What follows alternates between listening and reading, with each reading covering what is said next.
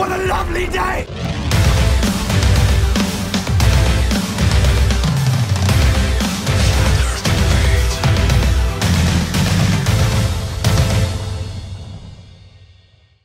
Welcome to Flat Earth Debate, Uncut and After Show. I'm your host Nathan Oakley, and if you're new to this channel, or you've not done so already, be sure to subscribe and hit the bell notification icon to keep up to date with the Flat Earth Debate pre-show and after-show goodness. If you'd like to support this channel, there is a super chat that runs alongside each of these shows while they premiere. There's also a PayPal, Patreon and crypto link in the info box below this video. If you'd like to keep up to date with the community debate, then go to nathanoakley.com and check out the Flat Earth Debate Forum to keep up to date with the community debate. Now, we are actually joined by Arwin and Paul, so I'll raise the mic on them, hopefully join their conversation.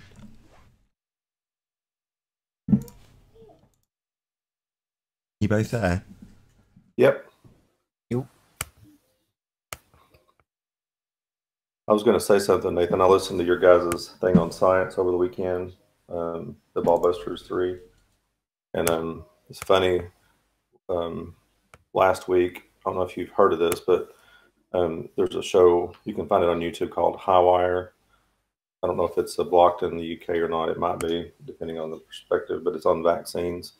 And one of the things they talked about, like how to shut up the anti-vaxxers, is to basically do a true placebo study.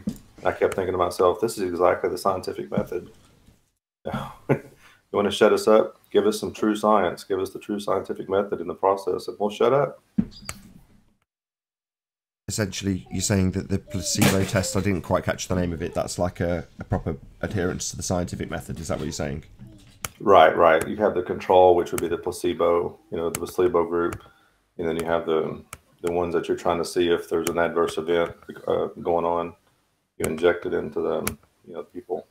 It's supposed to be a double-blind placebo study, or to see if there's any adverse events. And none of the vaccines have gone through that, none. And so I said, if you want to shut us up, then go through that, and we'll be quiet. I think that's funny. This seems ironic. Why the earthers are screaming for true science, and now the anti-vaxxers are the question vaccines are screaming for true science. I think it's funny.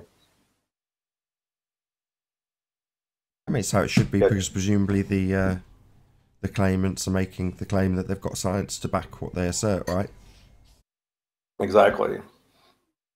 And I actually did a FOIA request to the Department of Health and Human Services myself back in November, and they were supposed, like, the Department of Health and Human Services is supposed to report to Congress on the safety of vaccines over the last 30 years since the Vaccine Injury Act. And well, that's been since November, and I only asked for the last couple of years, and this is what, March, and I've still had no response from them showing what they've done, which I think is crazy.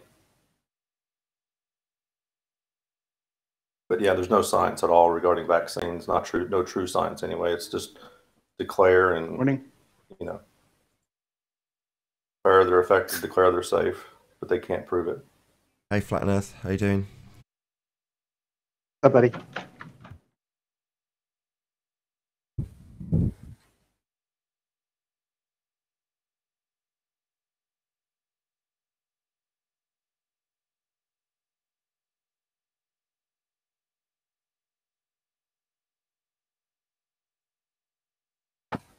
Have a little look. I just dropped the home wire. Sorry. Okay. I'll share it with the live chat.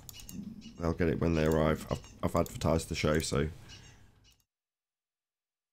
be joining the chat shortly. I'm just going to share it if you're wondering why I'm so quiet.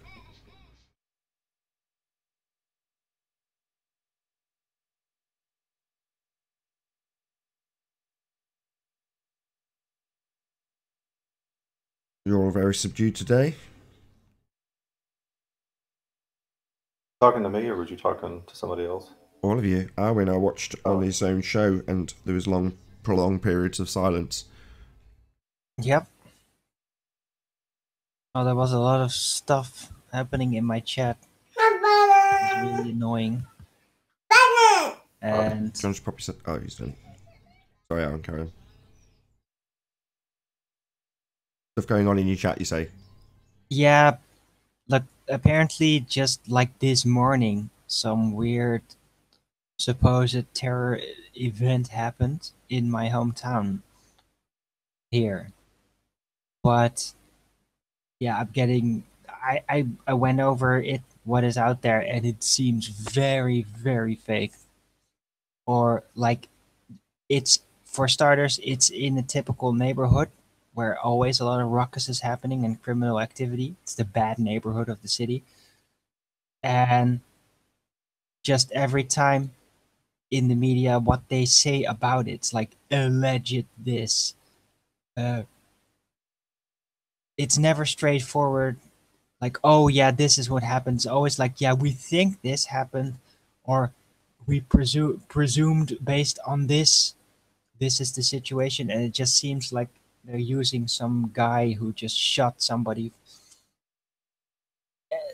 to declare a state of emergency, highest terror threat level. I see. Blah. They're using it like a stunt.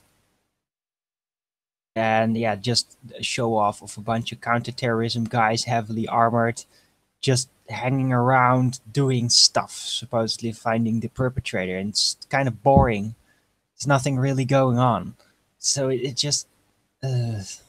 Well, I heard you say that bit, and then, if I'm honest, I went over just to check out what Travis and Mark were chatting about for a little bit. And when I came back, hey Slick, how you doing? Hey, good morning, good morning.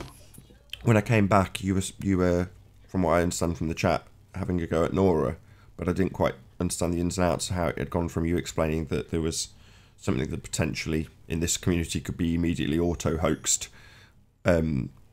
switched you into telling Nora to shut up or whatever you were telling her. No, but that was mostly related still to the New Zealand situation, where there are some signs that something could have been faked about the video, and I just kept on saying like, yeah, it's not a good angle to go at this time, because the impact that what happened is real, and the only way to truly get some kind of confirmation of its reality is not so much by studying the video, but is by actually going to the location and with your own senses, and hopefully record it as well, find bullet holes in the walls and the floor and just show it. Because yeah, that's a sign that that shit really did went down there. And yeah, if you're just gonna go by the video alone, yeah, that's for starters, you're gonna be exposing yourself to pretty disgusting stuff. And yeah, it's still just a video. It's like analyzing a NASA ISS video or something, and just going only by that, and just drawing all your conclusions based on that footage instead of getting actual physical confirmation. So yeah, that's what I asked Reese to do. Like, yeah, I know you heard about people via people in the hospital supposedly, and yeah, that's one thing. But to get the real confirmation, you actually have to go to that mosque and just see the bullet holes, and slightly less pleasant, maybe blood having been absorbed by the rocks, by the stone of the building. And yeah, that's real. If you find that, then yeah, there may be weird things about the video, but then you have confirmation that shit really went down there. So I wonder if he is going to do that, if he'll have the chance to do it, or that it's completely sealed off and nobody's allowed in there. I don't know. But that is what I think should be done at this time. I mean, I've really got no idea what you're talking about. I mean, I can guess, but I don't want you to fill me in either, because it's just some mainstream occurrence, right? I'm talking about the New Zealand situation now. No idea what that is. I don't have a television. I try and isolate myself New quite Zealand, intentionally from mainstream some weird news. Oh, my bad. Some Try and weird isolate myself from French mainstream. group person did like a he filmed it as he was doing it, a massive terror attack. Very, very brutal. The video is out there. It's pretty disgusting. It's been all over social media, but not the hardcore parts. I haven't even watched it myself, and there's people now analyzing the video, seeing like, hey, there's something off here. Where the shells, they think something is faked about it, and then they're obsessing over it. That's really insensitive, because the whole situation really shocked New Zealanders badly, very badly. Saw the videos of the people basically mourning. So whether it was real or not in some way, the impact is real. And yeah, so my conclusion remains, if you want some actual confirmation, go to the location and find the bullet holes. Then you know if something really went down over there or not. And the rest so is it's just, mainstream. It is mainstream news. We'll never know, so just ignore it. unless you go there and actually do some journalistic digging yourself, some forensics. That's the point. That's my point. I'd rather just ignore it. That's the point. Oh, well, sure. If you want to ignore it, that's fine. But that was But kind of my point that I don't was wanna driving at. ignore I mean, it, I was and this hoping, is I what said I do. specifically, I'd rather you didn't tell me about it, but you did anyway. But that was kind of my point. You know, it's like I've turned my back on mainstream media for this very reason. And, you know, getting into the is it real, is it fake is kind of trendy in our corner of the internet. For me, I'm not, it just does not interest me. I'm not trying to offend you by saying I that. have a very loyal panel member and friend who lives there, whose mother literally lives in Christchurch, in that town where that supposedly happened. So yeah, it's close to me in that sense, because I care for Reese a lot. And he's very caught up in this. It hurt him a lot. And I want him to find some kind of closure as well.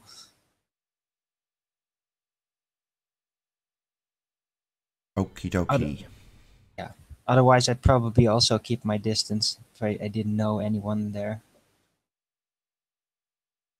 Fair.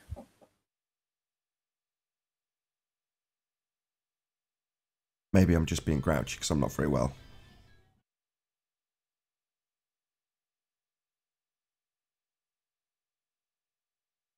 Well, so the big difference with this situation is that the guy actually filmed it, and it was we're not like gonna- we're quite gonna stay on this extensive, subject and that indefinitely, never really clearly. happened before. Usually, when you see something on the news about some terror attack, you just see the police cutting off the region, standing there at the side of the road, maybe an ambulance here and there, you know, the usual. But in this case, there was the video that he made himself. That's just a whole nother depth to it.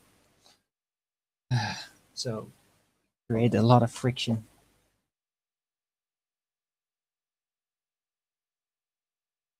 But yeah, it is what it is.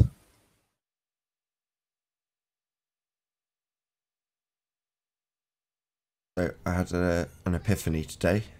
So I don't know if you guys are aware. If you're not, it's not that relevant. But a chap named Gary Awesome has been conversing with me via YouTube in both comments and on video responses to each other, which has been good fun. Anywho, he, in the video I made about if you want to debate me, you can just click the link and you can debate me.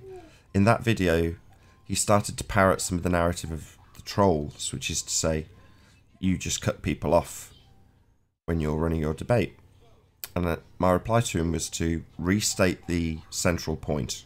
The central point being, how is it that your picture of a second law of thermodynamics violation, i.e. this astronaut in quote-unquote outer space, how is it possible that we can have the gas pressure without a container? And I was, you know, smart ass with him. I said, look, maybe we can go to the Eiffel Tower and have a coffee together, look up at the sky and discuss how it's a vacuum. Right? Anyway, while I was writing it, it suddenly dawned on me, why doesn't Red's Rhetoric comment on the videos? Lots of people claim they've caught him in a sock account, that it's Red's Rhetoric in a sock account. But why wouldn't he use his account? Then it dawned on me, Gary Awesome is using now his second channel called The Awesome, subscribe today, and he's commenting using that account to me. And obviously every time he messages me, I can, without a mute button, without any feasible way of interrupting him, it's a text-based conversation with a thread, yeah, without any excuse, can have a very calm and civil debate. And I pointed that out to him, so I said, we're debating now. And suddenly the penny dropped. It's like with conspiracy cats, we're suddenly engaged in a back and forth where I can literally tally the number of obfuscations by numbering the amount of times I've asked the same question, which coincidentally you got the answer to with a verbatim repetition of my question, Arwin. So, you know, I can't remember if it was just under or just over 350 times I asked conspiracy cats in comments threads, you know, accountable, people can see it, for the same answer, which he wouldn't give. He gave you eventually. Now I quote him. It's one of my most overused quotes. Wonderful, right? But ultimately speaking, suddenly you're far more accountable when you go in, even if it's on your alias. You know, you're not actually Red Rhetoric, right? Red Rhetoric, you're just some dude with a name. Red Rhetoric's your persona, but I can hold that persona to the wall, right? Violate them with our values and various other things in a comment section, and there's absolutely no excuses there. So it suddenly dawned on me why certain trolls don't use their real names when they come here, because suddenly they're held to task and they've got an online persona that they want to defend, and in most instances that online persona isn't them. I mean, I have an online persona as well. Nathan Oakley is also me, but obviously, you know, everyone's got an online persona. But in their case, it's completely, what's the word, anonymous from their real day-to-day personage, if that's the right term. But you know what I mean? That's why they don't use their names. That's why you don't see whoever, you know, that's got a reasonable YouTube presence making comments in their own name. That's why they use the socks. It just amused me. I thought it was a noteworthy point. But mainly because, oh right, now I'm holding Gary's toes to the fire. It doesn't matter that it's in a comment section. You know what I mean? It does make a lot of sense. Well, and it tells you how much they have to lose, you know. Like, I mean, I'm out here with my real name talking to everybody, you know, and I think, like you are, and I think, you know, I have nothing to lose, you know, and I think that says something, you know, if you're trying to hold on to something, you know, trying to protect something, that means you have something, you know, that you're not willing to give up, you know, and if it's the truth you're after, then it shouldn't matter, you know what I mean? But if it's something else you're after, that's a whole other ballgame.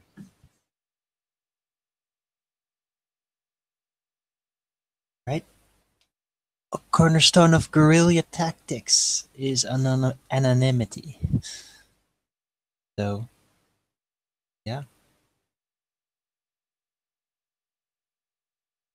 Well, that might be true. Yeah, I have been wondering that about you, Paul. I mean, you have a normal job, right? And so how do you avoid not being ridiculed at work? Because that's my problem. I'm a tech and I'm supposed to be smart, so I can't just let my bosses know that I think the earth is flat. I mean, honestly, I don't bring it up at work. I mean, I've, for that reason, not that I wouldn't be afraid of somebody coming up and if you ask me straight up, I would tell you, and I have brought it up to my coworkers, but I don't make it a point.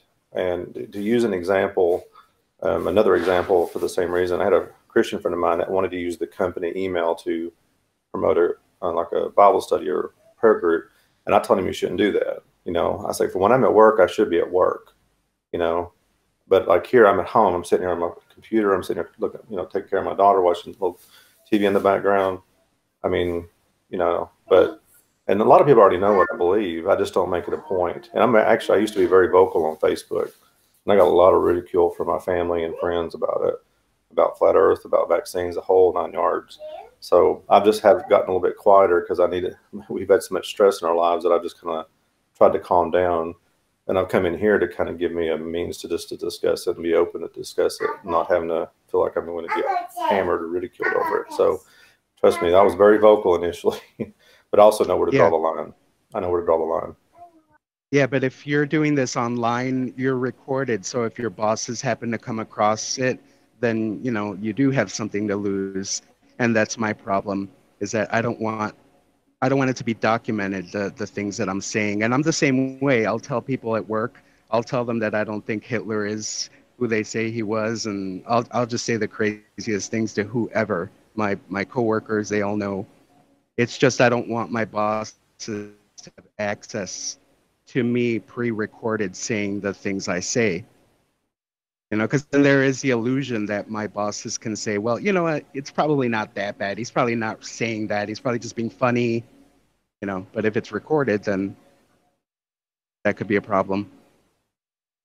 Well, I mean, but the thing that's another reason I'm actually the way I am too. I'm not, I try to stay calm. I ask questions. I try to engage in a right kind of way, and that's another reason. I want to be above reproach in my dialogue with anybody, and I don't know. I mean, there's a fine line. I've asked this question many times to my friends, and even like on Facebook. I was like, what price are you willing to pay for the truth? And you'd be surprised some of the comments I got. And I mean, if it's true and it's real, I've actually converted people on a lot of things. I actually got my chiropractor, and I talked to him about it. And over time, now I think he's pretty much a flat earther now, And I have other people I've talked to about it, and there's but I've also converted people in my discussion about vaccines, So I think there's a balancing act. You got to find a balance in that, and again, that's why I try to be the way I am online when I'm talking. So if they do hear me, oh, that's Paul. That's the way he always is, But if they hear me triggered, getting mad, getting angry, getting going off on the deep end, then I think that might have a worse impact. Yeah, definitely. And I do have coworkers that don't like me, so to speak. And so I know my bosses do know that I think the earth is flat.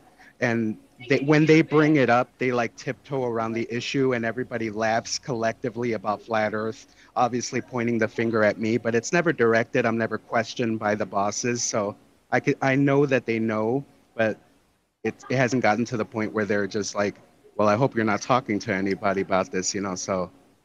And I'd like to kind of keep it that way. I'm actually next to a coworker right now, so I am very vocal about flat earth and what I think about conspiracies. And so, yeah, he just said he doesn't judge me. So there you go.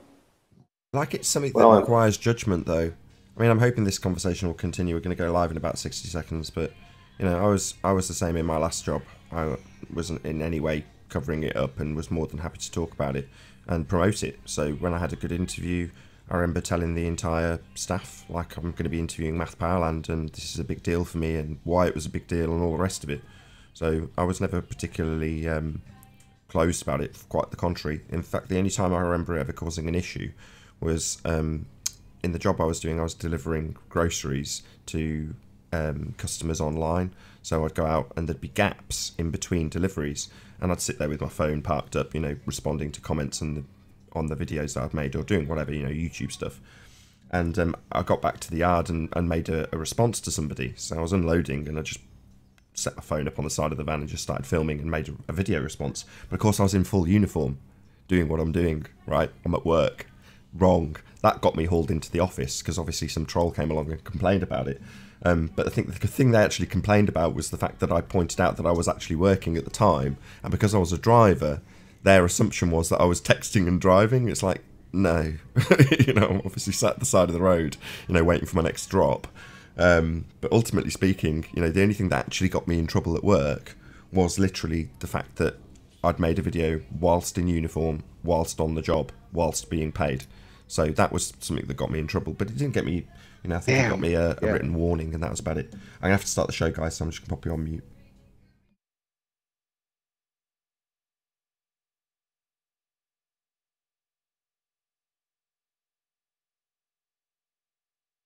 Oh, what a day! What a lovely day!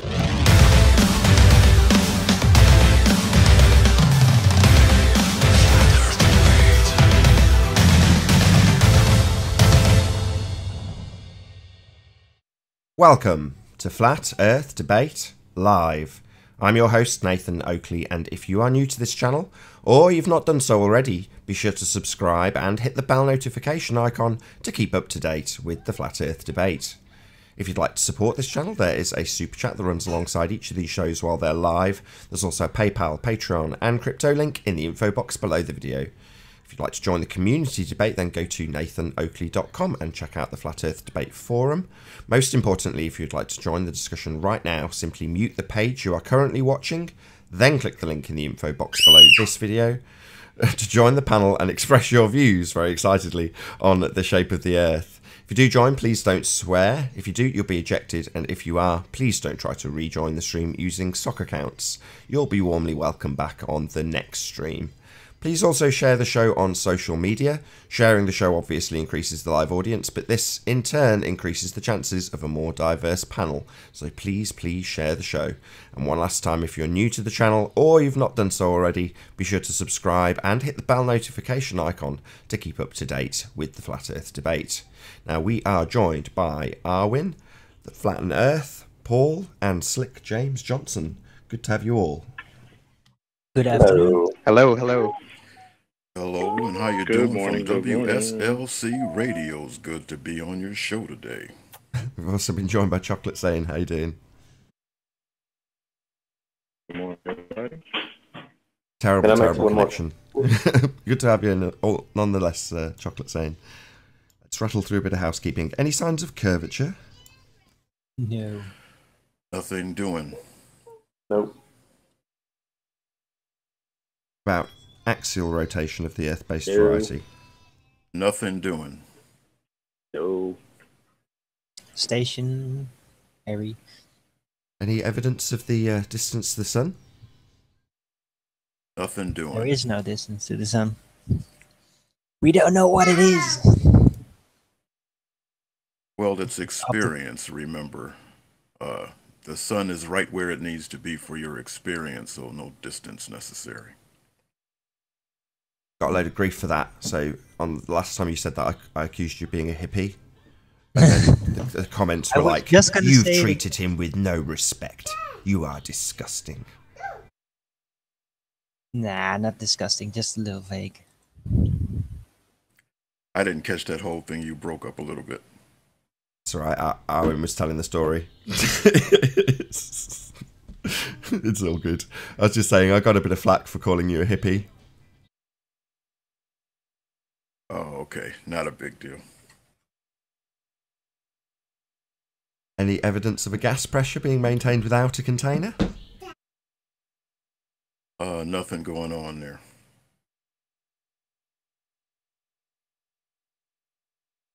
Nope. Not that I'm aware of. Hello, Carlos Pagan. How you doing? Doing well, Nathan. How are you? Very well. Good to have you. Just working our way through the housekeeping. Hopefully, we'll get to you once we're done. Any evidence of a self-perpetuating molten iron core at the centre of a presupposed spherical Earth? Nothing going on there either. Nope. Nada. I saw a painting once. Got a lot of background noise going on. Carlos, can you pop yourself on mute if you're not chatting, if you don't mind? Thank you very much. Any scientific evidence of gravity? Nope. Nothing going on there either. Oh, there's things going on though, but gravity? Not as presupposed. Oh, thank God. Any evidence of the presuppositional R value? Nothing going on there Well, there's either. definitely evidence that there is a presuppositional R value. Been joined by Anon Moto. Good to have you.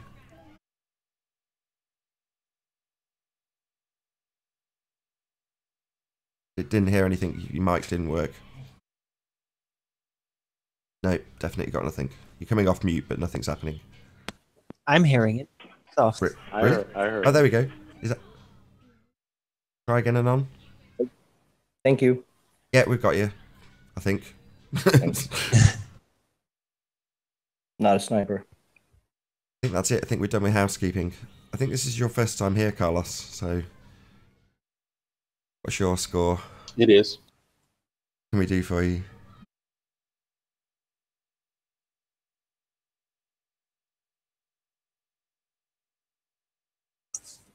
You flat or globe?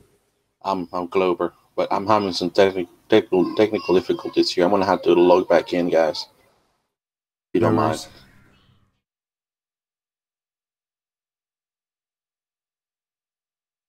I'll be back.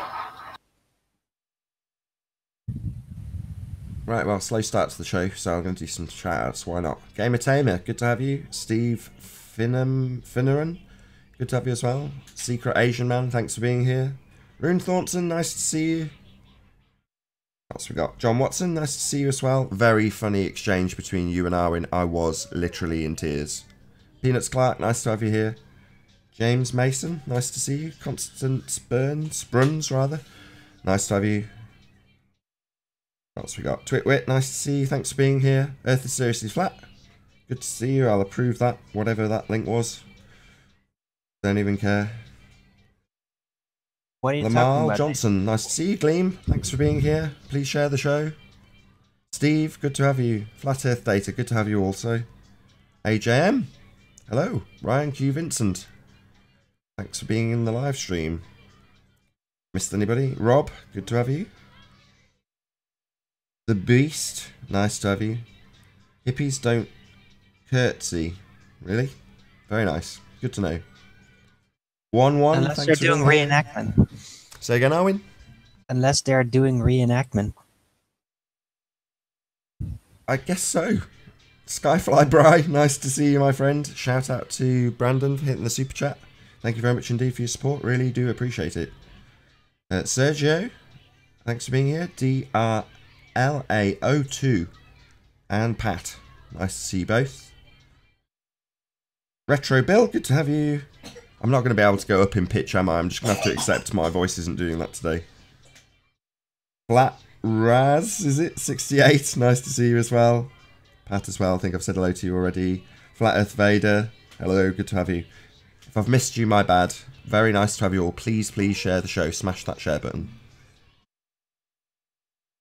You know, I'll start things off, if I may, by mentioning the conversation I had yesterday. Once again, it was kind of, there was Rumpus, there was George, Nat, and Uke, then there was this other guy, I don't know what his name was.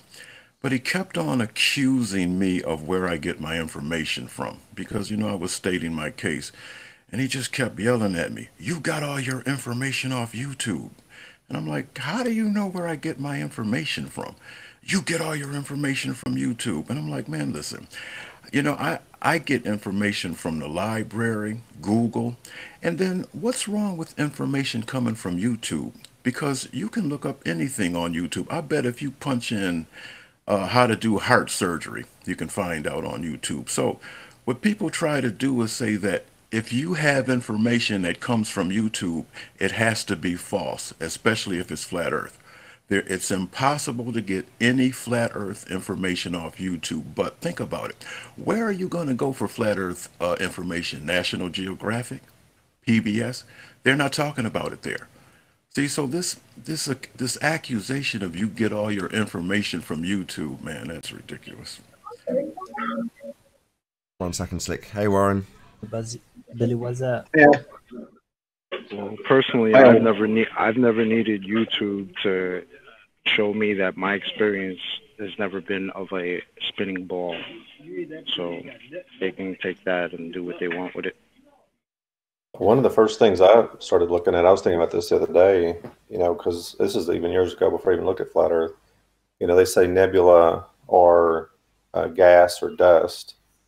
And I kept thinking, how does that gas and dust stay together in a vacuum? You know, that was my first thought. And I mean, this is years and years and years ago before even flat Earth. And now we come up with the question that's in the, you know, housekeeping. I go, you know what, maybe I was getting prepared for this a long, long time ago. Didn't even realize it had nothing to do with flat Earth, and it had nothing to do with, you know, flat Earth videos or nothing. And then even I came across this from a biblical side. I was doing a biblical study of Genesis 1 and came up and said, you know, water's above the heavens. And I actually stuck that in my Greek lexicon, stuck a marker in there years and years and years ago. And then I came across it just recently. I go like, this is crazy, you know. I'm like, and we're sitting here talking, you know, the dome above the heavens potentially, you know, the waters above there potentially. And I'm going like, well, interesting. I was getting prepared for this years ago before I even got into flat Earth. So. Yeah, it's like for some reason people think that you have no ability to think for yourself. Like if you have any knowledge, you had to get it from somebody on YouTube. And it's like, come on, man. That misrepresentation thing is just over the top. I get that funny. I was having a conversation with somebody. I'm not going to name the name, but they were saying, like you said, you're getting your information off the internet. And then they came back to me not even a few weeks later and gave me information off the internet. I'm going like, wait a second. If you're calling me out on it, why are you doing it? You know, I thought, wait a minute. It's just hilarious. One of the points that I had brought up about that is that George Nathan just posted this thing on the internet about this globe finding that he did with his test. Now, that's on YouTube. So what am I supposed to do with that information? If I can't accept any information, why is this information so valid, you know?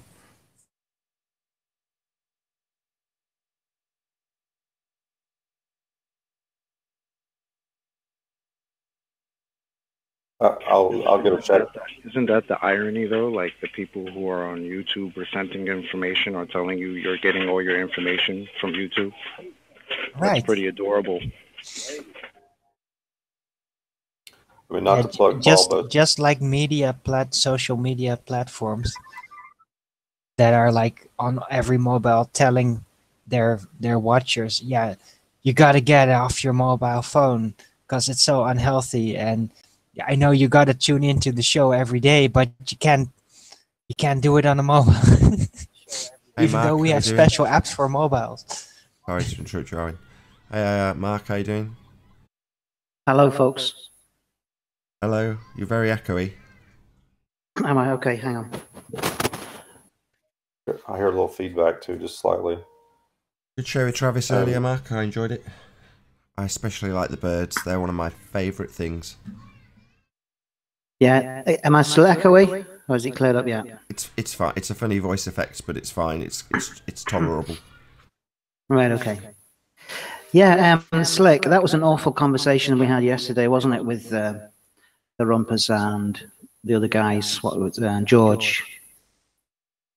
Yeah, it's okay though. I'm kind of used to them because you know what they seem to do is you're having a conversation with somebody and they're stating their case and you're stating yours.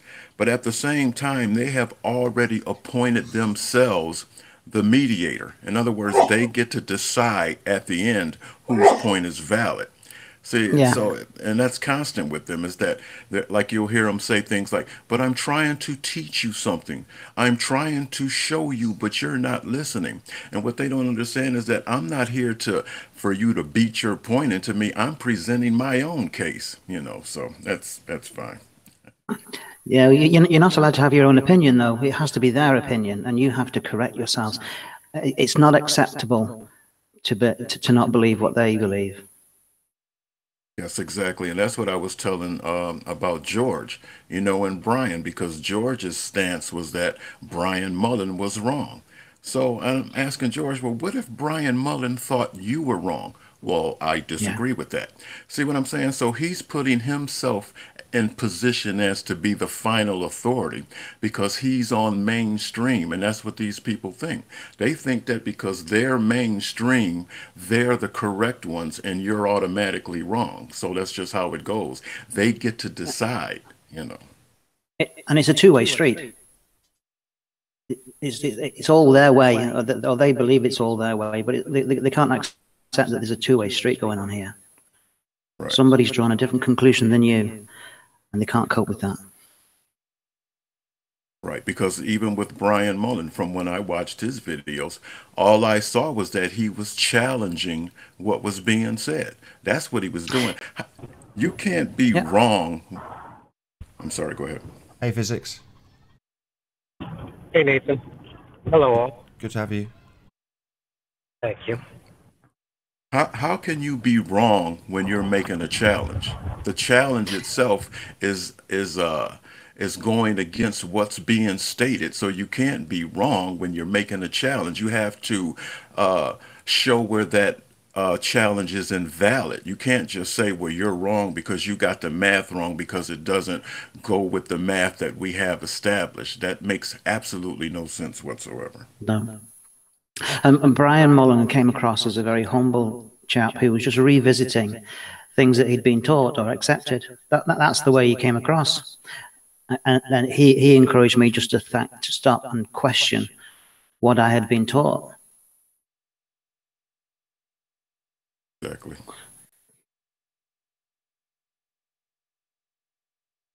Before the show started, so if you're watching this on Nathan Oakley channel, you'll have already heard this conversation because it was on the pre-show.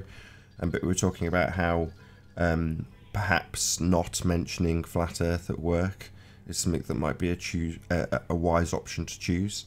I know a couple of us on the panel, including myself, were saying, well, no, I'm quite open about it at work. But it was in relation to anonymity. So just to fill in the live audience, in essence, it twigged for me why people like Red's Rhetoric don't use their Red's Rhetoric account to make comments here on the debate on this very show, or on some of my videos that I do that are shorter. And the reason is simple. Someone like Gary Awesome, who does use his real name, is having his toes held to the fire by me in the comment section without any excuses of mute buttons or being interrupted or cutting people off. There's no excuse, right? They can just chat away in the comments, same as Conspiracy Cats being asked 300 plus times, how can you have gas pressure without a container? So that's why they don't use their comments, and that led us on to the subject, now I've got the background, of perhaps some of the flat earthers wanting their anonymity also, like the people who ultimately are anonymous and still want to protect their online persona, which is ironic. Nevertheless, their anonymous personas must need protecting because that's very important. But yeah, I just, I was hoping that would kind of lead on, but obviously we did the housekeeping and it kind of petered out, but I thought that was a really interesting conversation. Yeah, I had something I was going to say and I forgot now that when you got into housekeeping, I was going to continue the conversation. I know what it was. I can remember now. I think there's also another aspect of it that I think, like my wife's had to make a point this out to me several times. When you make it the ultimate thing, and that's what she would say to me, and I know, and I kept trying to say, well, flat Earth's important because there's a deception involved, and we need to get pushed through that. But she said, but you can't make it the ultimate thing because there's other things in life that you got to be aware of, and that's why I don't jump in on the weekends, on into any of the hangouts because that's our family time, and that's why you don't see me on there. I'll come on if there is anything going on, and I think that's another balance in this as well. And, I know, Nathan, this is your income and this is your livelihood now. In a way, you got to focus on it and be that way.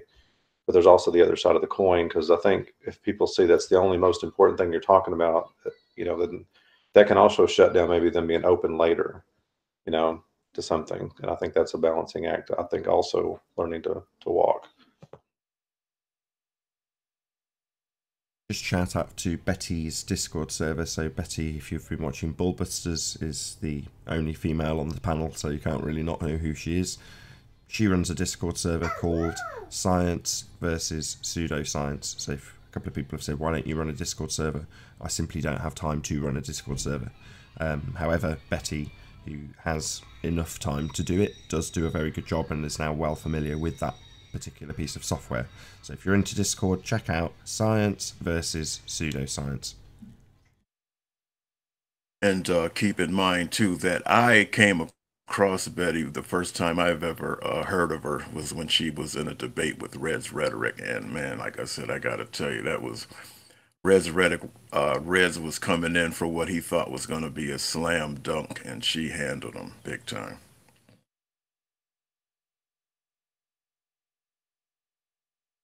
Yeah, Betty's like a dark horse. In fact, that's her icon. Maybe that's why it's her icon, because she's very softly spoken and generally very polite, and she really knows her stuff, and she can hand people her own ass with ease sometimes. It's great. Betty's brilliant. Yeah, because soon as when I watched the debate, naturally, the first thing I wanted to do was find out who this person was, you know. So I checked, and I saw that she only had a handful of subscribers. I thought that she was going to be one of these real big time, you know, and you know that just goes to show you that it doesn't matter, you know, how many people you're coming across to. You don't have to have a certain amount of connection to be intelligent, you know.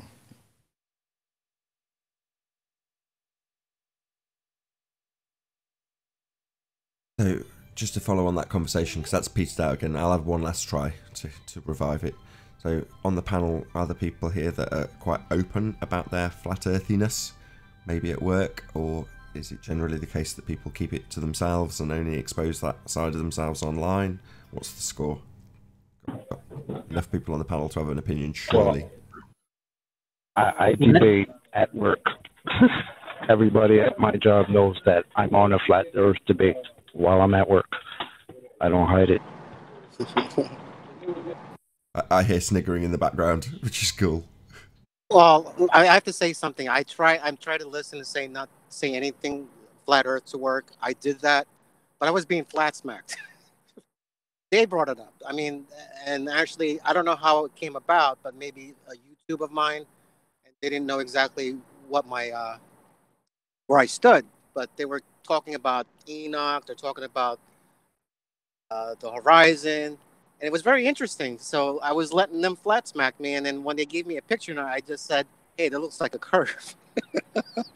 So then more people came around me. I was like, "Oh my gosh, there's more flat earthers around my work area trying to tell me exactly what's wrong with you know, not just the shape, but you know, a lot of things." So they were trying to build this flat Earth more of a concept in a sense. It was interesting, being on the objective side, and you know, because I've always been on one side for a long time, listening to the arguments. But now, you know, since I'm not into the shape, I'd like to see exactly what people are saying from the flat Earth side, which is interesting. But to be more in detail, it was nice to come into to one of the panels. It was just me and Slick, and 8 ballers or 7 ball. I don't know. It was like 7, 8 ballers there. Rumpus, your Curve Water, your Jose Gonzalez. No, shout out to Jose, the one who hosted it. But it was pretty interesting to get back into the things and listen both sides. But apparently, obviously, they try to gang up on Slick, and I had to interject much as I can just to get some semblance, because they were pretty much you know, avoiding really the discussion and then pretty much giving them personal attacks, and it was starting to trigger me. I don't want to hear the personal attacks. I want to hear your observations and exactly what is your evidence and what's your proof. And obviously, who was presenting it was George Netanyahu, whatever his name is. He did it to a point which he didn't presuppose anything, and he just gave the evidence on what his observation was, and it left it for us to either to rebuttal on it or make an opinion on it and see exactly what his observations were, and that's pretty much it. But apparently, with Rumpus being in there and other people, it was starting to get all heated. But unfortunately, it was 2 people against like 7 or 8 people. That's in the Helios ball. So it was kind of fun. So again, like I wouldn't mind jumping back in again with Slick and play games with those guys. Actually, I think what's that, Slick? Yeah, man, I'm sorry. Oh no, that's all right. I was going to say actually that was about fair, because they're going to need at least 7 or 8 to battle me anyway. So I think that's about right. Good. Yeah, I mean, I was open. I tried to avoid them from all those personal attacks, and Rumpus was first and foremost, and I just wanted to make sure that to shut him up a little bit, so it gives you free time to talk about what you need to talk about. More importantly, is that the way how they discussed the AU and also Orion rover and Mars, and how they're able to relay the message in 11 minutes with a 20-watt amplifier or a 20-watt antenna. It was very interesting how they put that patchwork, but still, I'm not sold of a 86 million mile handheld rover that's being used by internet over here, regardless of how many dishes or how many wattage, the millions and millions and millions of miles away to get it for 11-minute communication lag is ridiculous. So for 20 watts, I'm presuming, in my opinion, we're dealing with the celestials at more of a local level than out in space. That's my opinion. Yeah, outer space is a fake region. I thought of another example where I did bring up flat Earth in a roundabout way, but indirectly. Of course, I was not in the actual office or my cubicle. I was actually more in my out when I do it door to door, and I came across a surveyor actually surveying a lot property, and always want to feed me a peanut. And I started asking him about the curvature and all this stuff, how they determine it, and what do you guys use? Wouldn't you guys over long periods of time been able to determine over long distances, start figuring that out or start seeing that kind of thing? And you know, I think I got him thinking, and he said even in their own work they talk about it, you know, in the back office in the break room, you know. And I thought, well, that's interesting. So I think just getting people to think about it. I didn't go straight at him to say I was a flat earther. I said, I thought this is kind of crazy idea, but do you guys see anything? It was one of those things. Well, I could say like within like the time I came in, like 3-4 years ago, it felt like I needed to actually explain things. But for right now, it's kind of I'm kind of surprised people are coming up to me now and very well more informed. So I guess it's the association with the media, regardless if it's good and bad, or with Netflix. But it is out there, and people are starting to talk. And my kids are coming up to me, regardless of even with this Netflix. I didn't even tell them anything about it. They're the ones who came up with this information. So it's being passed around a lot now. So our engagement should be a little bit easier, more warmer than cold. You know, I think people kind of have to come in flat earth on their own, out of their own curiosity, because sometimes it's a fine line, because a lot of people don't like to be sold something. You know, we all experience that, where somebody walks up to us and tries to sell us something. But if you develop your own interest, you have a much better chance of understanding it.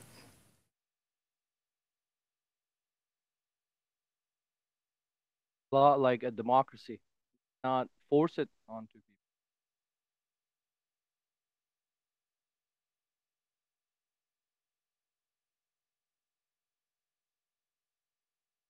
Yeah, I know myself. I came into it on my own. Nobody mentioned it to me, and it just came out of curiosity. Like I was in a class at one point, and I decided, I said, you know what, I'm going to open myself up a little more. I've always been an open person. I said, but I'm going to really take it to the max and really open up. And I said, yeah, there's this rumor going around that flat earth is a thing. And everybody in the class giggled. And when they did that, I thought to myself, man, that's interesting. How did 25 people all automatically know to giggle?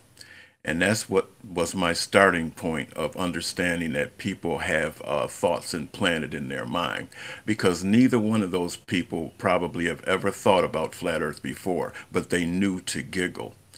So that was the first start of me understanding something's going on here. Let's take a look at it. Are you talking about like class as in when you were a kid? Like the No, heliocentric model will give you... No, this was very recent. This was kind of very recent. Oh, okay, This was a couple years ago. When I just first started looking into flat earth around, it was about 2016, around September. So we were in a class, and that's when that happened. Action is very Pavlovian. So there weren't any problems for you in the heliocentric model, like when you were younger? Well, me, when I was younger, I just accepted. I was like, yeah, sure, whatever you say, because I assumed they knew what they were talking about, because the information was everywhere. Nobody was disputing it. So I was like, whatever you say. I mean, in other words, when you tell me that the nearest star is 4.3 light years away. Well, who am I to challenge that? What am I going to do? Say you're wrong? I don't know. What am I? I can't measure it. So I just basically took everybody's word for it. But when you start looking into flat Earth, that's when these questions start arising. So that's when I started asking questions, and I was not able to answer the questions. So now it wasn't. I wasn't any longer just accepting what people told me. I just started, looking up, researching, and asking the questions myself. And so far, I haven't been able to come up with answers for a spherical Earth. There's a lot of declaration, but I have no evidence. The only thing I'm getting is inferences. I keep hearing people say, "Well, we just infer it," and I think one of the biggest observations I've seen too is, I watched a video this morning.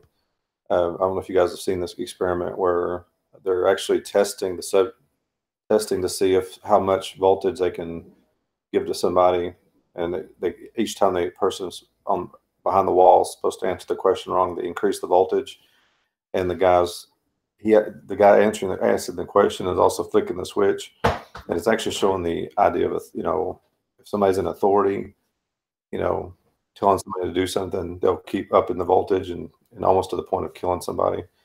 And I thought, I was sitting and listening to that experiment, and I thought to myself, oh, hold on a second, let me come right back. She's decided to get crazy in the background. Hey, brother. Sorry, I was gonna say I've told my boss, my direct boss, but nobody above that. They know I'm a conspiracy guy. For my birthday, they took my cube and filled it up with fake. They actually bought me a Lego moon thing and a camera guy and put all this, UFO stuff, but they don't care as long as I do the work. I'm back if I can finish my thought process. And the more I thought about that experiment about the the voltage, if you can appeal to authority to somebody else, you appeal to somebody else saying, well, they said, or they've got it, in a sense that impues that authority to you in a way. But there also eliminates the taking responsibility. Well, I don't really believe this is what they believe, and I'm just believing what they believe, or I'm regurgitating what they regurgitate. And there's no ownership in themselves of trying to figure something out themselves, trying to understand something themselves. And that's one reason I was saying that a couple of shows back. I was saying that to P. Mars. I was like, you're not a scientist, but you need to realize you can be, and you need to understand that you can understand this if you take the time to understand it. And I think people appealing to somebody else takes the burden off their shoulders. And I think why you're hearing that in the other chats is because they have an authority, is because really they're appealing to authority behind them. If you take responsibility yourself, then you say, well, I could be wrong in this, but this is the way I see it, and help me try to figure this out, and I think that's a different mentality than just appealing to somebody higher than yourself, that makes any sense. Yes, actually it does, because that's what the education system does. It encourages you not to think for yourself. See, that's the whole idea behind it. When you're born and you're a young child, all of your thoughts are your own. Once you complete high school, suddenly none of your thoughts are your own. They've all been replaced. And that's what happens. So people don't know how to think for themselves. That's why they can only point to the book. They can only point to the equation, because they can't really just start figuring things out. And that's what Flat Earth has done. Flat Earth has brought people's to the point of they're starting to ask questions and think for themselves and kind of get out of that indoctrination. And I think for them to obfuscate or to admit potentially, like that there could be something wrong with their mentality, that questions every foundation by which they built their structure, and I think they can't answer the questions honestly. Does that make sense? They can't, because it would shatter their whole foundation. And They can't answer the I. It's not the I. They can answer the we, the they, and them, but they can never answer the I. So if you give them a question directly, they'll never say the word I. I've noticed that a lot. And it's like, even in these conversations, I'll get accused of getting my information somewhere. And the reason that they do that is because they got their information from somewhere. They have no idea what it's like to have an original thought, so they think it's impossible. So when I produce an original thought, I couldn't have done that. They start naming this, you got that from there, you got that from, so that's what that, it's just a matter of breaking that, you got to get back to what you were meant to be. We were born to think for ourselves. Now, just think about this for 1 second. If you were born and you just grew up in life and the only things that you ever learned were the facts, like 2 + 2 = 4, you learn how to communicate in language, and you understand science, like how you in school where you did the science experiments, and these were true experiments. They weren't, just declarations. Now, if you came up in your life with just that, you would have your own mind, and all you would be doing is thinking for yourself and experiencing. See, so that's the difference. So when we have these conversations with globe people, they have never had a chance to experience the world for what it is. All they know is what they've been told about it. So their mind now, when they see the world for what it is to them, it's in a book. It's not out here in experience. When they look at an ocean, they see numbers and they see gravity bending it around and holding it down and actually holding it upside down. Because if you think about it, we're upside right now. Every last one of us is upside down, but we don't think of it like that. We always think about we're on the top of the ball, but we're on the bottom of the ball too. Picture yourself on the bottom of the ball and see. And then when you start doing things I like picture this, that all the time. That's yeah. what keeps me on this side of the argument, because I cannot imagine that people are trying to convince me that there are people living antipodal from my position thousands of miles away, and there's just people and cities and water and sky underneath my feet. Sorry, there's nothing you're going to say that's going to convince me of that unless you can prove it. Thank you.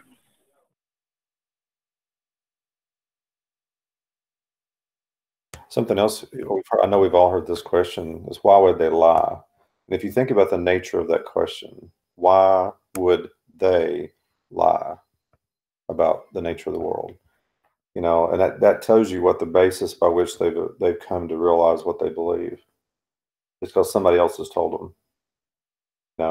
And I mean, we all have to do that to a certain extent. I mean, I've never been to UK, so if Nathan came and told me this is what London is like, I'd have to say, okay, that's what London's like, but Nathan's been there. I've not been there. So there is an element of that you kind of have to do. But at the same time, I think there's certain things that only a handful of people have experienced. Millions of people have experienced London. I think the Eiffel Tower thing, I think, came up earlier. But only a handful of people supposedly been in outer space. I can't trust that authority because there's not enough experience, as Slick would say, there's not enough experience involved in that process, and I don't know. It's just interesting. Well, I just want to add to that. So the arguments progress. Yeah, that's true. But when you say only a handful of people have been to where now? Where did you say they've been? I know too. This you can say it better than I can. I know where you're going. Right. So apparently, according to the priesthood of heliocentrism, a handful of people have been to a region that can't possibly exist. So based on the priesthood telling you that they've been to Narnia, outer space, you trust that they say that region, which is impossible, is somewhere they have been and only they have been. Well, that region, outer space, can't exist because the claimed region is gas pressure next to a vacuum, which violates the second law of thermodynamics. You can't have gas pressure without a container, and their system is an open system. So it's an impossible region. So nobody has been to outer space, even though they claim that they and only they can go to Narnia. Space.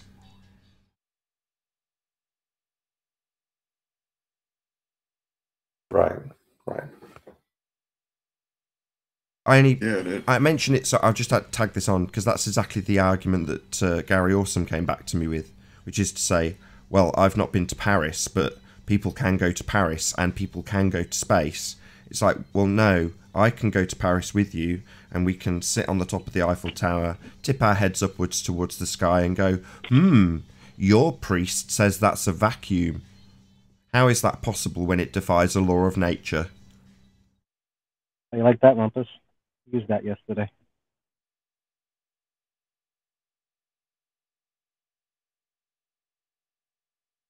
But yeah, like what they do is just like when I don't know who it was that brought up. It might have been you, physics, that brought up the idea of this signal being transferred all the way to Mars and back. People don't understand. People don't understand that that's a reasonable question to ask. In other words, this shouldn't just hit you right upside the head that something like that is easy. One would have to sit back and say, wow, that is a long way to, how did you guys pull that off when, you know, even right here on Earth, we will lose a plane because we lost track of it. But you can, you know, what is it, about 190 million miles back and forth with 20 watts? Right, so people kind of just accept these things, you know, without ever questioning them. And that's what I don't get. It seems like that's a reasonable question to ask. I mean, that was actually to give kudos to Globebusters. That was when he started talking about the inverse square law. I never put those two together until they actually unpacked that. I'm going like, wait a minute. I was like, that inverse square law kind of just destroys the moon landings. It destroys any probe. It destroys anything that's thrown out into any distance beyond a certain range. And then you throw in the factors of there's a magnetic field supposedly around the Earth with radiation in it. How does that inverse signal penetrate all that? You know, I'm going like, wait a second, hold on. Well, let's back up here just a second. Is this Van Allen thing even real? Oh, go ahead, sorry. I was just asking, do you guys think this Van Allen belt is even something they can actually prove with a scientific experiment, or is it just something they conjured up to make sure nobody wants to leave or whatever, or thinking about making their own rockets to leave? It's conjured up. It's a conceptual thing. It's the same as latitude lines. Well, are latitude lines real? Well, no. Something that somebody's arbitrarily put on a map that defines a particular location at a particular time, given the way the lights in the sky work. Well, is that something you can take me to? Of course not. Can you take me to the Van Allen belt? Well, no. If it's expressed to be in outer space, which I'm pretty sure the Van Allen belts are, then that region's fake. If it's based on those belts being around a spherical Earth, based on the presupposition that we're on a spherical Earth, again, well, no.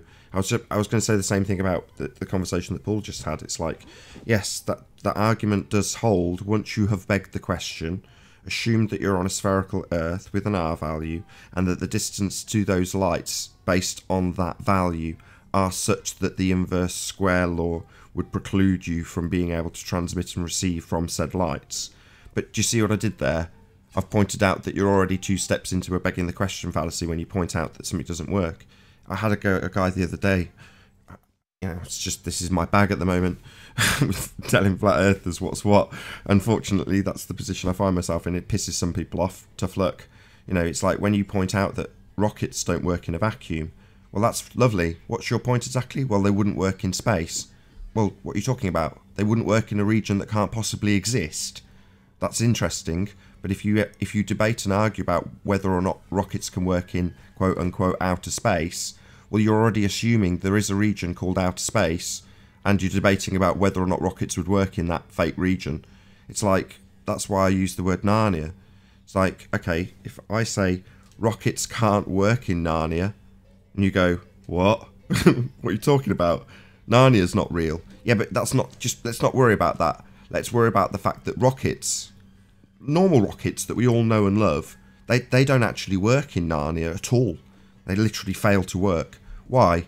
Well, because of, then I'll give you a load of maths, a little just so story, and explain why rockets don't work in Narnia.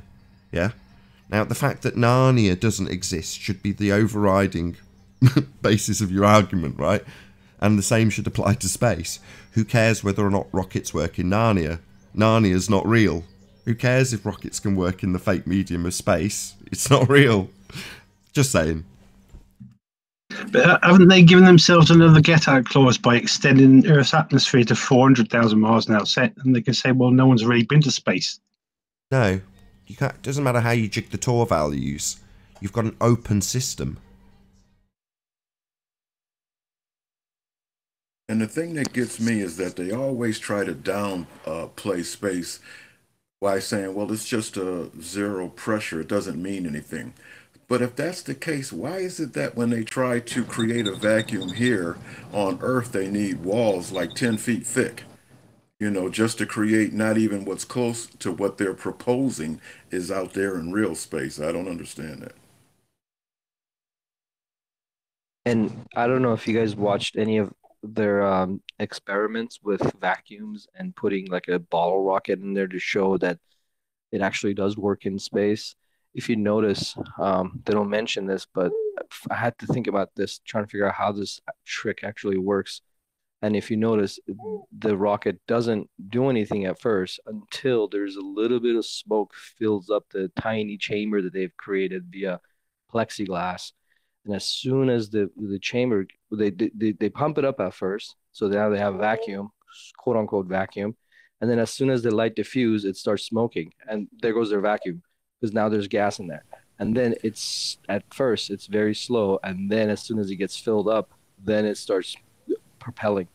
And then they claim, oh, it's working in a vacuum. Yeah, you know what though? Beyond that, what about the glass? See, the glass is there. You got the glass to push off of.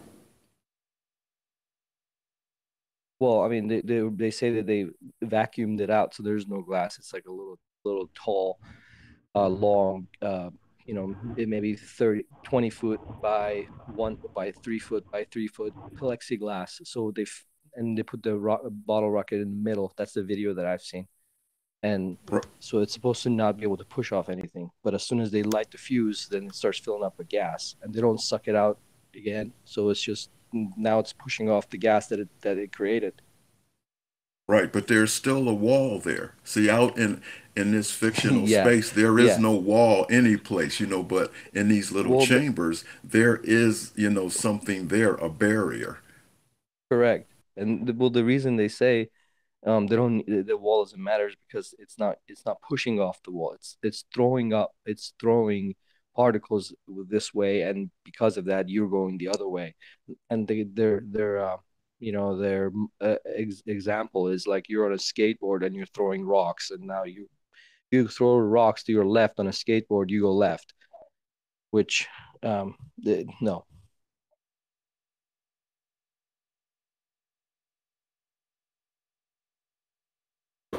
I think it is funny that they got this huge vacuum chamber, and if they wanted to prove that vacuums work, but of course, how would you trust the data to begin with? But they could do the massive vacuum chamber in NASA and then show how things could be propelled in a vacuum. But I've never seen anybody talk about that or even do that. You know, it's always somebody trying to do an experiment in their backyard, or Mythbusters, or somebody trying to do something. That's interesting. You can't. Defies entropy. So what you're describing is, let's say you've got a balloon, but the balloon has got like 20 times as thick as skin, and they blow it up with air or whatever gas you like, and then put it into a vacuum chamber and suck out all the gas. But the balloon, because it's thicker, is strong enough to not just immediately expand anyway, but you know, the pressure of the air forcing the balloon to get bigger, that doesn't happen. But then there's a magical instrument that can remove the balloon instantaneously. It's called a pin. Right? So they remove the barrier between the gas pressure, which is expanding in all directions, and in the balloon has reached an equilibrium. It's reached the gas pressure that you can measure. Well, when you remove that barrier, do you think there will ever be an instance where the gas pressure that was formerly inside the balloon, between it and the vacuum having something, a layer, a barrier, do you think there's ever going to be an instance when the barrier is removed and the gas does not expand in all directions to fill the available space? Do you think they'll ever show that? No. That defiance of the second law of thermodynamics, i.e. the entropy that would dictate that the work would decrease until it's reached an equilibrium within that chamber. So brings up a thought I've had. Because I've seen those experiments, and I wonder if chemical reaction can only be accomplished in a pressurized system. Because if the molecules get so far apart, there can't be any kind of chemical reaction occurring. So even oxygen and the fuel, hydrogen or whatever that they could be using for fuel, if there's too much space between those molecules, the reaction can't even occur. Do you understand what I'm driving at? And I know that's what you're saying in one sense, but I was just thinking, even on that sense, you'd have to have gas pressure of some kind or some kind of pressure to ensure any kind of chemical reaction can occur to begin with. There has to be some kind of mechanical something going on keeping it together.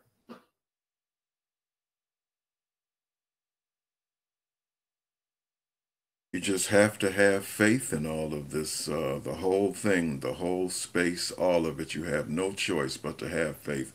And most of these people are totally willing to have that faith because they don't want to be seen as stupid for not having it, because that's the going story.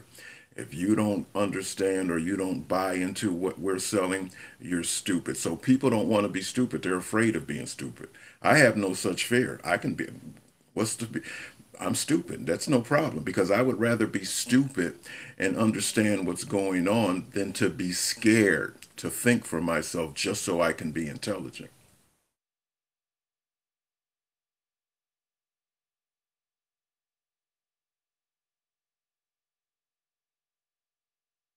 I mean, you could slightly Well, we are living in an age where people are offended by words. So, I mean, this is the travesty of the world that we're living in today. On the contrary, Chocolate, it is semantics. Words have meanings. Sometimes those meanings can be devastating to somebody's fundamental position in life. So yeah, words can hurt.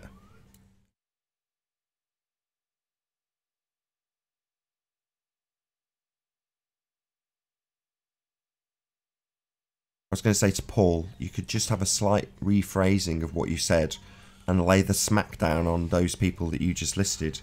So rather than saying you haven't been able to come across Mythbusters or whoever demonstrating gas pressure being maintained without a container, you could say, why aren't Mythbusters, or who's the other one you mentioned? Oh, just videos I've seen online trying to show combustion in a vacuum chamber, just in general. Or NASA. I mean, you might as well ask the greatest art house of all time to do it. So, Disney, why don't you... I'll leave it to you, Paul. You phrase it however you want, but rather than saying, oh, I haven't been able to find videos on this, lay the smack down and say, you should be showing us this, right? We see enough pictures of the blue marble apparently hanging in a gas... hanging there in a vacuum with its gas magically attached to the sides of it. Why can't they do a tiny little demonstration of that? Yeah, it's a good point. I never thought about it that way, but that's a good point. Why don't they just get that massive vacuum chamber and show us, right? Oh, you almost. Show us gas pressure without a container, Mythbusters. That's what Earth is. A gas in a vacuum. Should be super duper easy to demonstrate, right? Happens just by virtue of where we live. So replicate it in a vacuum. Show me, like the blue marble, a dot in a massive black empty vacuum. Show me the same happening in your vacuum chamber. A dot of gas not dispersing into the vacuum. I want to see that. So there's my challenge to Mythbusters, because I'm purveying something that you could claim as a myth, mainstream narrative people, which is to say that you can't have gas pressure without a container, like the fundamentalist believers in the heliocentric world. Mythbusters, stupid fundies, think that Earth has its gas magically attached to the outside of a spinning ball in a vast, never-ending vacuum. Ha ha ha! Yeah, debunk that, Mythbusters. They said they don't do conspiracies anymore. This isn't a conspiracy. This is the second law of thermodynamics. So, the fundamentalist belief in the heliocentric world defies a natural law.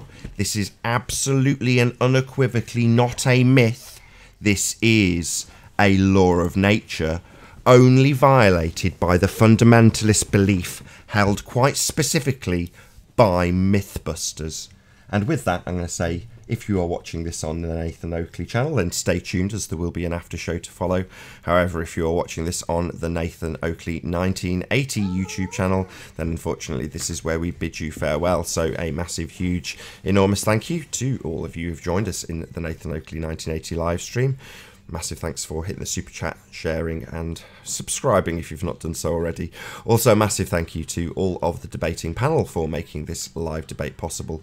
You need something to keep you entertained after the live debate is over, then go to nathanoakley.com and check out the Flat Earth Debate Forum to keep up to date with the community debate. I've been Nathan Oakley, and I'll see you all in the next video. Oh, what a day! What a lovely day!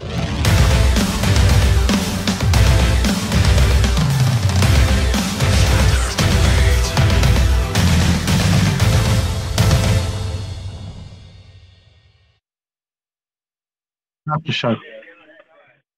In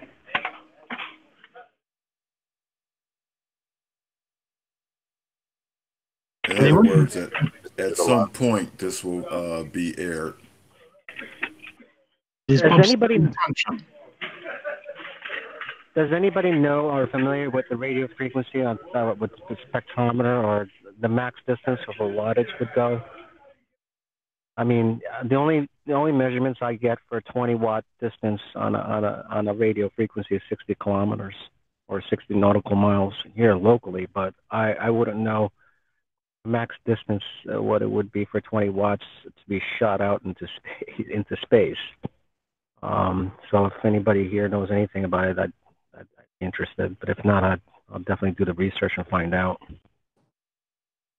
You know, I have it's not much, but I have a associate's degree in electronic technology.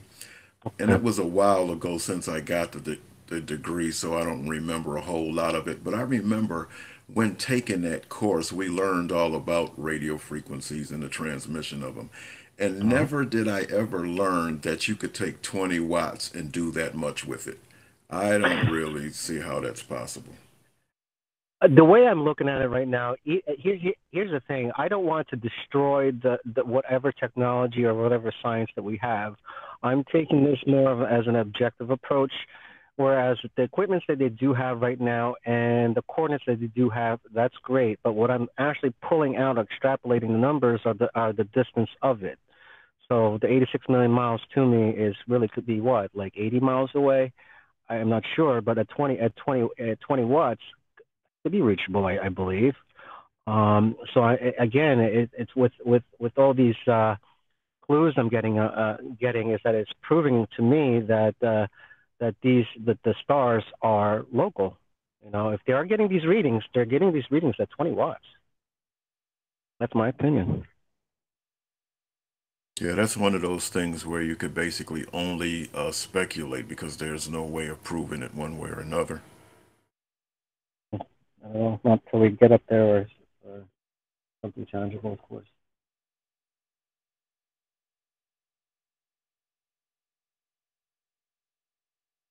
Why is everybody so quiet today? I don't understand. I know somebody's got something going on. Almost the equinox. Really excited. Summer is finally here. If you separate it summer and winter only, if you know what I mean. Well, I'm in Florida, so it's summer all the time. I don't know anything about that anymore. Yeah, Florida's lovely like that. But to be perfectly honest, in some parts of summer in Florida, it's unbearable. You've got to have air conditioning running 24/7, and it's just too intensely here. The heat's too much. But this time of year, it's lovely. I can't live like that, where I have to have AC on all the time. I can't stand that. Now, believe it or not, I don't use AC. I've been here for 4 years and I've never even plugged the air conditioner in. Which part of Florida are you in? I'm Tampa. Tampa? Okay. Yeah, I'm not too far. I'm in Georgia. Oh, okay. Hey, Slick, you should try to touch base with Zachary Zabala. He's there in Tampa. Oh, okay. I'll have to That's try right. that. I know Good Jose place, is Paul. kind of Jose is kind of close too. I think he's only about 25 miles or so. Oh wow, you guys are really close to each other. Definitely, yeah, if you can touch base with Zach. Zach recently did gas pressure gradient in a container. Obviously, can't have gas pressure without the necessary antecedent of a container now, can you? Anyway, he did it and showed the gas pressure gradient that he forced with a bit of heat, and it was relatively. It looked cool, It was relatively simplistic what he did. To be fair, just took him to do it, and that's what I like about Zach. Some of the stuff he does, it leaves you with your jaw on the floor. But ultimately speaking, what he's done is relatively straightforward. It just takes the actual gumption to do it. He's done so much stuff like that. He's well and truly undersubscribed. GUDTIMS4ALL is his YouTube channel name. I wonder why he's not easy to find. Good Tims for all. But yeah, Zachary Zabala is absolutely amazing. He's one of my favourite people ever. No, that was Can you the read that again? Good times for all. Yeah, Good Times for All, otherwise known as Zachary Zabala.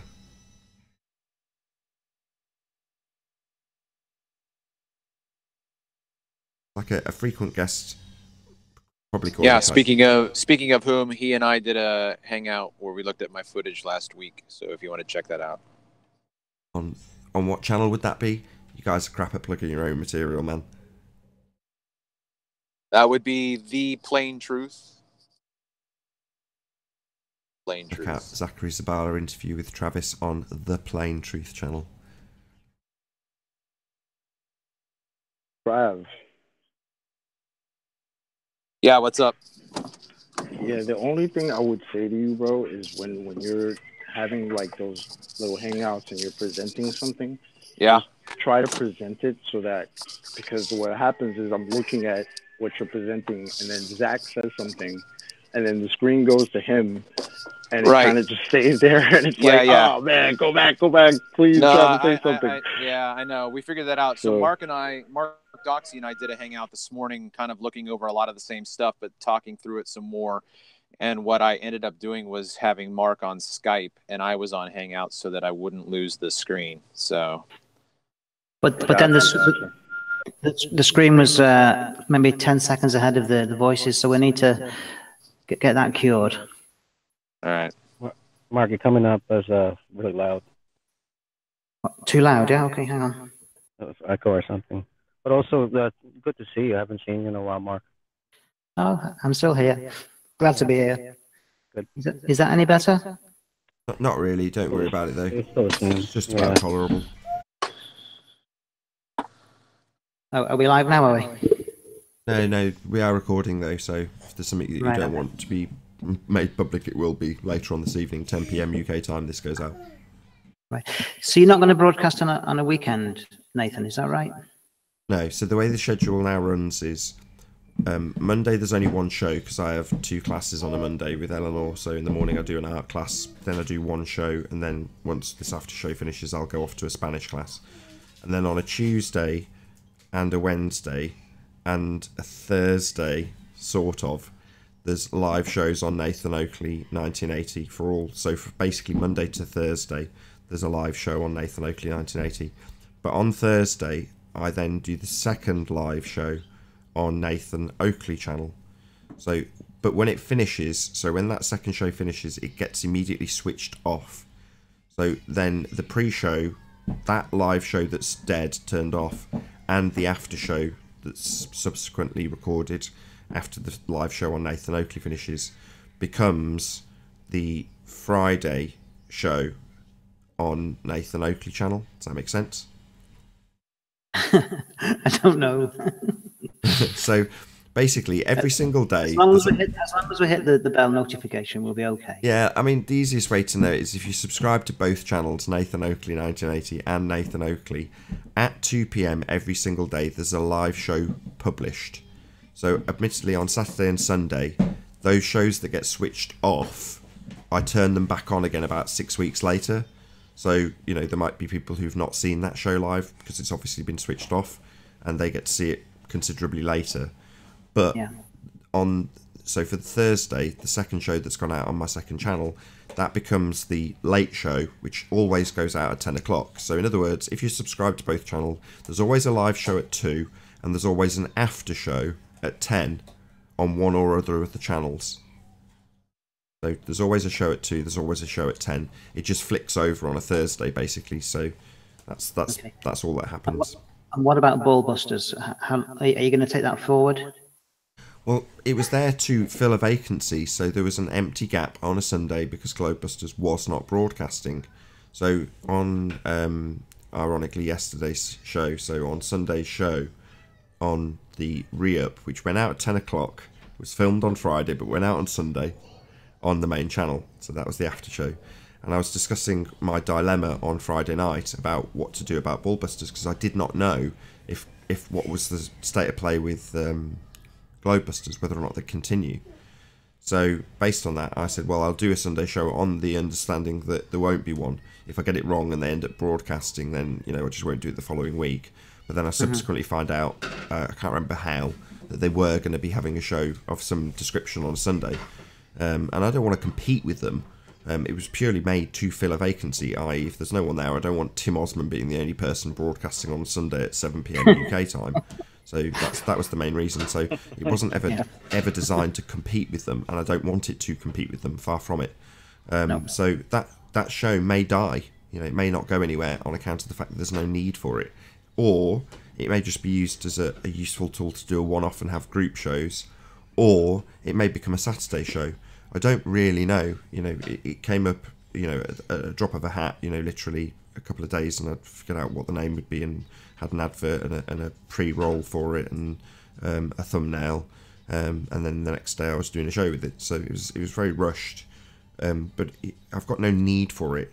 As you know, by the way my schedule runs, it means that I don't actually have to broadcast live on a weekend, and I can still publish a live show on both Saturday and Sunday and have new material, i.e. the pre-show, after show, go out at 10 on the main channel. So it means it freed up my weekend for about 10 days. You know what I mean? So the idea was that I'd have a weekend off, and like I say, I had one weekend, then another, and then I didn't. So now it's back to, okay, no weekend. So in an ideal world, I wouldn't have to do it. But I'm being encouraged by others to continue Ballbusters. In other words, it's been very, very well received. So I don't really know is the honest answer, and I'm not very well, and I hadn't given it any thought, Mark. So I hope that's a reasonably concise answer. Hopefully, yeah. And have we hammered science to death yet?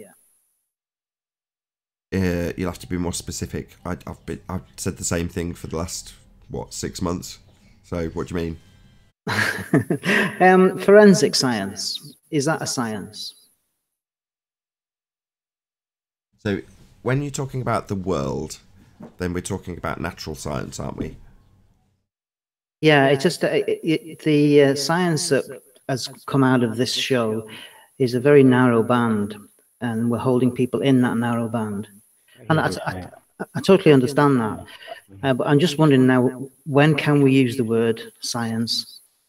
And still, like, I have a scientific calculator, which means it can do trigonometry.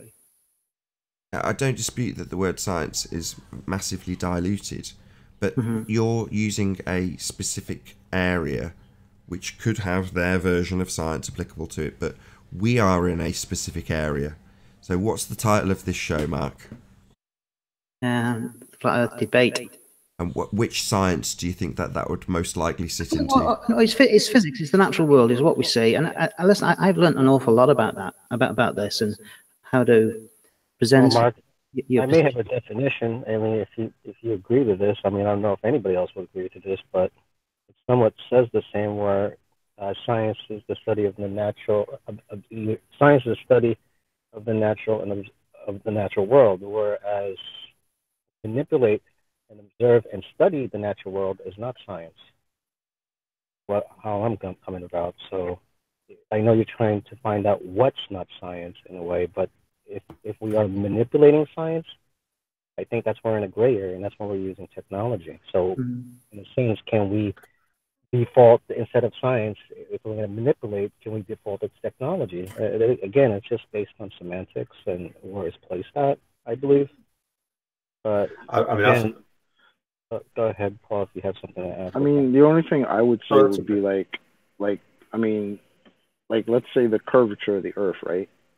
Obviously, we can't vary the curvature of the Earth. It should just be there. So that should just be something that should be measured, as opposed to using science to figure out whether it's happening or not. You know what I mean? Naturally. I mean, I brought this up I think it was last week, we talked about it briefly.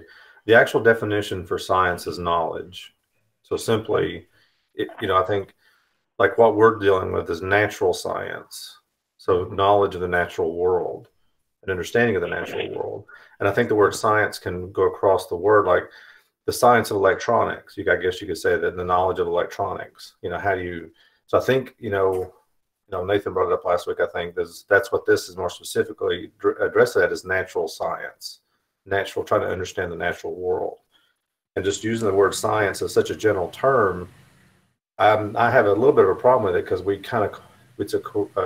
we categorize it and everything falls under it. But in a way it does. It's our knowing of how the world works. But I don't know. That's my opinion. But I think we need to be a little bit more specific on what are we addressing. Like, is measurement and mathematics science? Well, it's not. It could be if it's just trying to understand something, but I think you need to be more specific on how you want to address it. That's my opinion. Hey guys, I'm going to go ahead and take off. So it was a great show, good conversation, and I hope to see you all next time. Cheerio, Select. Thanks, Select. Yay. Take care. There's another point to it though, Mark, which is to say that the experimental science that is used when establishing natural phenomena, i.e. natural science, has an added bonus to it. And it's that added bonus that's been used to, and I'll use John's terminology, grease the skids of pseudoscientists' claims, which is to say that that particular method, the scientific method, is an empirical method. So because it has an outcome that lets you declare you have proven the cause of an effect, you have validated a hypothesis, it means that it's a very powerful thing to utilize when you're simply making a declaration based on usually observation alone. So the terminology, while it might be applicable in other areas that are outside of the discussion topic we have here, that might be well true, but there's also a dilution and a hijacking of that terminology when specifically referencing proving things. So it's very useful to be able to declare under the banner of science that you've proven with science that a light in the sky is a vacuum or a given distance, or that you're on a sphere, or any of the other nonsense assertions that we definitely get under the banner of science, and when specifically referring to the world that we are encountering in our day-to-day lives. So definitely natural science, but they just get recategorized. So you end up with pseudoscience pretender clowns in areas like astrophysics, and they'll call anybody who's practicing that a scientist.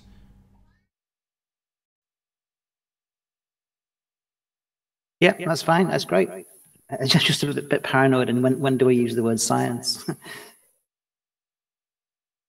Well, this was the other thing I was going to go on to. I'm stuttering because you brought me on track, which isn't normally the case.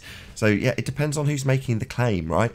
Well, yeah. Why are we so heavy into this science? And why is it that we give a handwave dismissal when someone asks us for scientific evidence? We point out quickly that, well, you can't scientifically validate the assertion that the Earth is flat, or the Earth is a sphere, or the Earth is a giant dick. You can't scientifically validate any of those claims. So why would you be asking me for it? I haven't claimed I've got scientific evidence of that assertion. I state quite implicitly that the Earth is obviously and observably flat, and that is absolutely the case. However, the people on the other side of this argument would assert, would they not, Mark, that they can prove scientifically that the Earth is a sphere. The whole body of science. Right, there you go, took the words out of my mouth. The body of science proves that we're on a sphere, right? So, when you are holding somebody to account for their claim that they have scientific evidence that the Earth is a sphere, then you can quickly hold them to task on it and say, well, obviously we're talking about the natural world, and there is an established method for this science you speak of. Surprisingly, the method is called the scientific method. Let's see if you've adhered to it. And what do you know? Every single time they've simply used the fact that there is an empirical method that's useful for asserting that they have proven something when they have not. And when you actually use the very yardstick they have claimed, that scientific method they have not adhered to, then their so-called proof, i.e. scientific body of evidence that they claim to have, falls apart, embarrassingly so, to the annoyance of the person who's claimed it. I've had to have a massive readjustment on my thinking and drawing conclusions. It's been a good exercise as well. I hope so, because I see this as an enormous part, and understanding what is and is not science, because it gets asserted so freely by so many. You know, people in general will use that terminology to grease the skids for their claim. Normally once removed, in other words, it's... Oh, I hate it. It makes my teeth grind when I say it, but scientists say... You know what I mean?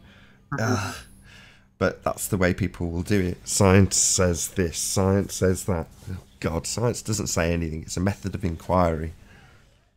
The method of inquiry, yeah. And that's the problem, is that most regular Joe on the street will think your cell phone in your pocket is science. If you guys want to know who Space is Fake is, I put a picture in the back chat. Who Space is Fake is? That's the guy that debated Les Rhetoric 2 weeks ago, 3 weeks ago. Space is Fake. Okay, what do you mean by who he is? Oh, I put the picture in the back chat in the Google Hangout. Sean? You're doxing somebody in the back chat. I was just going to say, why are you doxing Sean, bro? No, I'm doxing myself. Oh, you got a picture? You're in the picture? Yeah, I'm roasting myself. Oh, hold on. I gotta see it. Are you saying you are Space is Fake?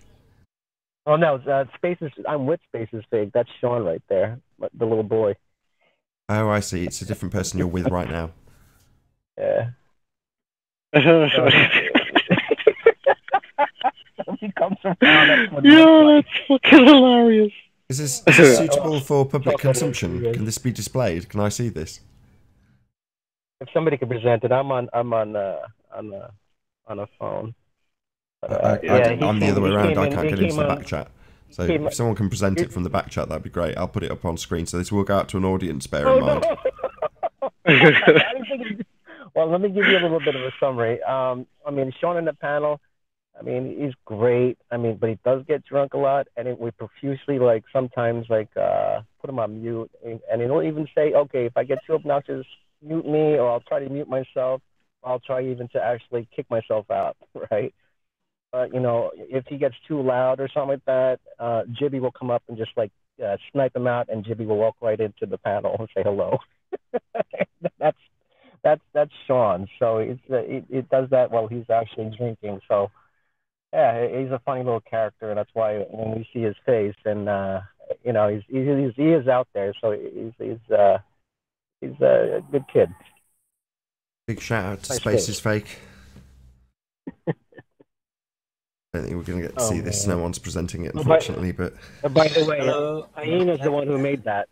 whatchamacallit, looming non-standard refraction, hijacking hyena. Hyena's the man.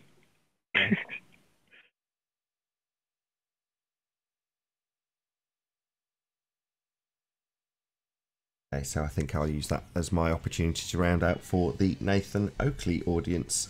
So a huge, massive, enormous thank you to everybody who's tuned into this premiering stream on the Nathan Oakley channel. Be sure to like, comment, share and subscribe.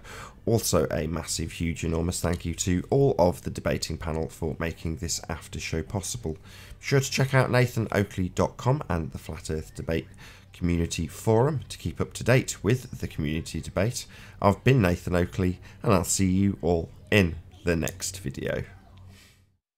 Oh, what a day! What a lovely day!